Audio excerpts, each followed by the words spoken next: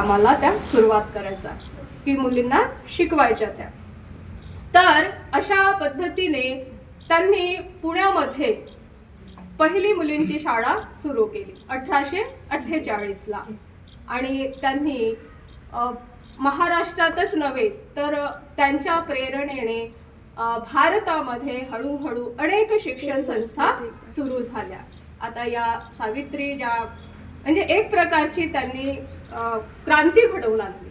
मुलींना शिक्षण देणे म्हणजे ही समाजामध्ये खूप मोठी क्रांती घडवूनच आणणे होतं. आणि त्यांनी अशा प्रकारे अनेक कार्य केले. विधवांना विधवा विवाहास मान्यता मिळावी म्हणून ज्योतिबा फुलेंनीही खूप प्रयत्न केले. त्यांच्या पाठीमागे सावित्रीबाई उभ्या राहिल्या आणि अशा पद्धतीने मुलींना प्रत्येक क्षेत्रामध्ये पुढे जाण्याचा मार्ग मिळवून दिला.